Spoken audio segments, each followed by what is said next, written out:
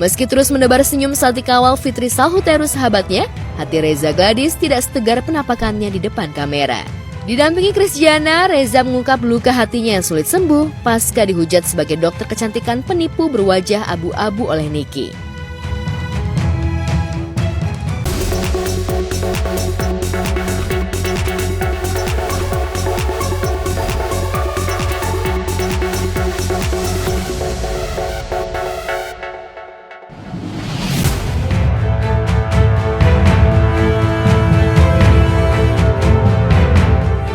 Pemirsa, pengusaha kosmetik Reza Gladys menyatakan dirinya tidak akan hadir lagi di sidang kasus pemerasan dan TPPU melawan Nikita Mirzani.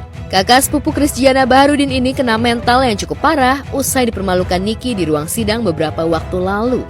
Meski terus menebar senyum saat dikawal Fitri Salhuteru sahabatnya, hati Reza Gladys tidak setegar penampakannya di depan kamera. Didampingi Christiana, Reza mengungkap luka hatinya yang sulit sembuh pasca dihujat sebagai dokter kecantikan penipu berwajah abu-abu oleh Nicky. Masa dokternya kulitnya abu-abu, masa dokternya beruntusan, gimana produknya, kalau misalkan dokternya aja nggak bisa ngerawat diri.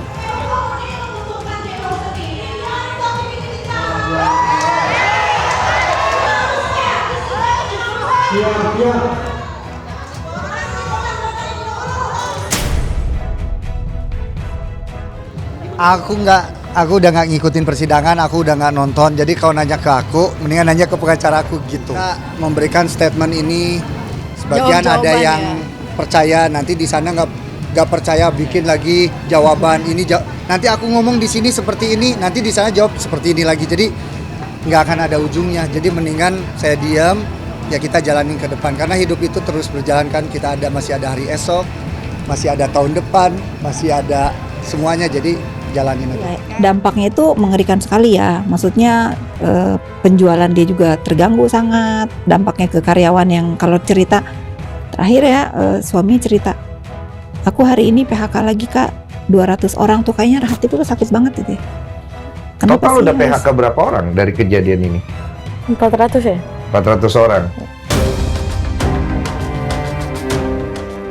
Berseteru dengan Nicky membuat Reza Gladys seolah harus menanggung malu 7 turunan.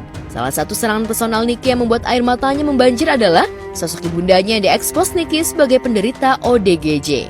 Kepada Denny Sumargo, Reza tak menampik soal ibu kandungnya Neti Ratnawulan yang memang mengalami gangguan jiwa karena tekanan hidup yang demikian berat pasca bercerai dari ayahnya. Karena orang tuanya tak layak mengurus anak, Reza kecil pernah tinggal bersama Christiana di rumah kakek mereka. Derita masa kecil itulah yang membuat Reza bertekad untuk menjadi pengusaha wanita sukses agar bisa mengangkat derajat keluarganya. Dan sebelumnya banyak orang yang nggak tahu karena memang aku nggak pernah mau share itu. Pada saat itu aku masih kecil, aku tinggal bersama kakek nenek aku bersama Jian karena keadaannya adalah ibuku dan ayahku bercerai. Terus di situ ibuku survive buat cari duit buat sekolahin anak-anaknya karena anaknya juga banyak. Nah di situ ibuku mungkin mengalami gangguan jiwa ya. Depresi. Benar. Maksudnya. Emang iya. Oh, jadi kamu cuman membranding dirimu sebagai anak orang kaya begitu? Oh bukan. Emang kakakku ini sempat kuliah kedokteran, dibiayain sama mama juga, yang menjadi mama aku juga setelah mama aku meninggal. Waktu itu kita tinggal barengan sama-sama, karena emang mama aku meninggal, aku nggak ada orang lagi juga untuk aku menginap sama siapapun, jadi cuma sama kakek dan nenek aku. Di situ ada teteh aku yang saat itu juga pas banget, mama papanya baru aja bercerai dan mamanya bangkrut. Jadi kayak mungkin semua masalah masuk.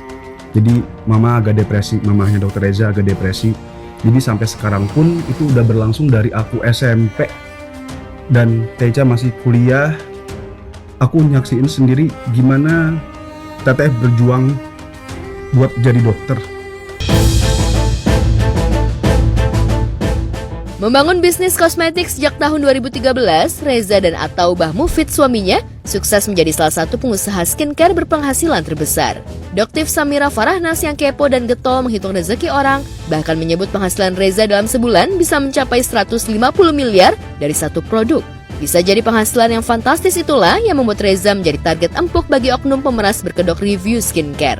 Karena tak mau kerjaan bisnisnya hancur oleh gerombolan pemeras yang kabarnya tak hanya disetting Nikita Mirzani dan Mail, Reza menempuh jalur hukum. Aku membuat pelaporan pun bukan buat cari ribut. Aku ingin menjaga diri aku, karena ini keputusan terakhir, jalan terakhir nggak ada lagi. Karena dengan kelemahan aku, tapi aku melihat aku punya anak-anak, aku punya karyawan.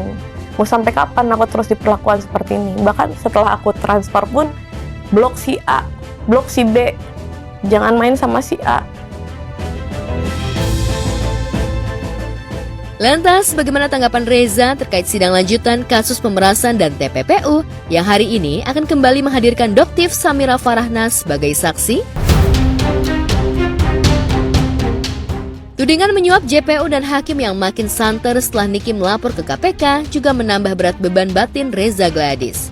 Sejak itulah ia memilih no comment bila disinggung soal kasus dan perseteruannya dengan Niki. Reza juga membatasi penampilannya di media sosial dan tak lagi getol memposting video bersama rekan satu gengnya, Sheila Saukia, Dr. Richard Lee, dan tentu saja Fitri Tahuteru. Tapi benarkah meski irit kata soal kasus melawan Niki, Reza masih optimis bakal menjadi pemenang di meja hijau? Dibuktikan aja di pengadilan, karena kan ini kita kasus yang udah diserahkan ke pengadilan, kita buktikan saja nanti di pengadilan siapa yang benar dan siapa yang salah. Dan kan semua data-datanya sudah ada di kepolisian, sudah ada di kejaksaan ya. No comment lagi. Aku nggak komen lah. Ya. Tapi mungkin alasan kemarin tidak menghadiri sidang Karena memang sudah tidak ada panggilan, karena memang tidak ada, udah nggak ada, udah selesai. Karena waktu itu kan aku jadi saksi, sudah. Jadi udah nggak ada invitation lagi untuk datang ke pengadilan gitu. Ya, soal proses hukum, Reza percayakan pada tim kuasa hukumnya. Ia memilih menjawab tudingan pengecut dari kubu Niki dengan menggelontorkan karya baru di bisnis kosmetik. Bersama sang suami yang juga seorang dokter kecantikan, Reza membuka gerai baru untuk membuktikan bahwa produk skincare-nya lolos BPOM dan mampu bersaing dengan brand luar negeri. Alhamdulillah ya. Makanya tadi bilang kan udah balik lagi bahwa semua info yang negatif, mari kita penggiringan lawan opini dengan seperti prestasi. apa, kita fokus aja. Pokoknya kita fokus kepada seluruh customer kita memberikan yang terbaik itu aja. Dan biarkan masyarakat yang menilai, waktu yang akan menjawab gitu. Karena pokoknya, menurut aku di mall itu sebuah prestasi karena nggak gampang ternyata. Pokoknya semua yang ada berita negatif itu ya kita balikan dengan berita yang positif. Intinya gitu. Kita tidak akan terganggu pikiran kita.